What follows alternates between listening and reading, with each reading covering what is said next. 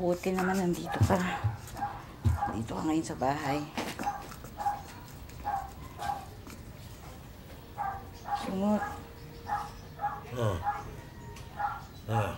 Pahingi naman kahit 500 lang ho. Alas wala na kasing natira sa sweldo ko eh. Sa dami ng absent ko. Sabay pa ang kuryente. Ano, dadalaw lang ako kay Dongdong sa Alabang. Dahil may kailangan daw pirmahan ng mga dokumento. Hindi ko nga alam kung dapat kong pirmahan yun eh. Eh paano hindi naman pang special charge yung dinalan sa kanyang orphanage eh. Sabi mo hindi pang special charge. Eh mabuti nga, andun siya eh. Mabuti may nag-aalaga sa apo mo. Naman? Siyempre nag-aalala ako sa bata.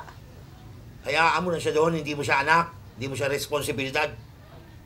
Leche.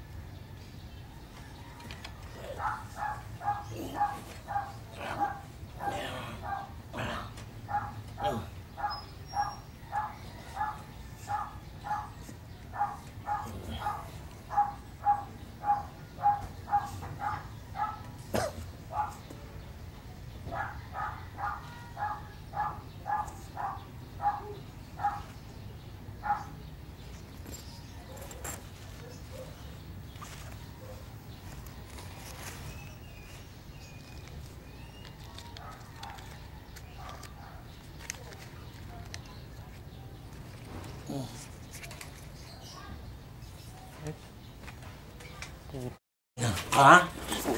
Bakit? Amin yan. Ha? Aray, nasasaktan ako! Aray! Asawa ka lang. Eh, wingi naman ako eh! Aray! Walang hiya ka, pati ako. Pag nanakawa mo! Ha? Tarant! Hayop ka! Hayop ka! Hayop ka! Hayop ka!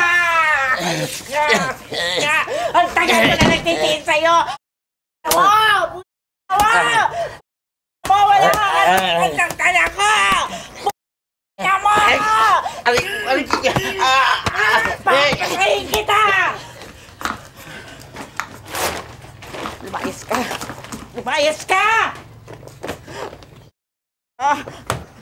Lumayas ka! Ano mo ako papalayasin? Bahay ko rin to! Ano bahay mo? Bahay mo to kung hindi ka naging pabayang lolo kay Dongdong. Eh di sana hindi siya kinuha sa atin! Bahay mo to kung hindi ka naging pabayang ama kay Judy. Oh, sige na. Para hindi siya nagkaganon. Sige na. Ikaw lang ang pinakamabuting ina. Ako lang ang pinakamasamang ama. Sige na. Pati. Lumayas ka! Ako lang may kasalanan lahat. Ikaw lang yung pagkainam-inam mo. Oh. Pati ba? Dahil papatayin kita. Mo? Kamatay ang insal. Isisisi mo sa akin. Ha?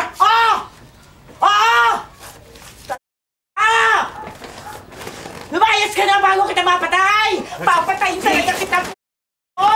Papatayin kita! Lumayas ka! Nakaw ka.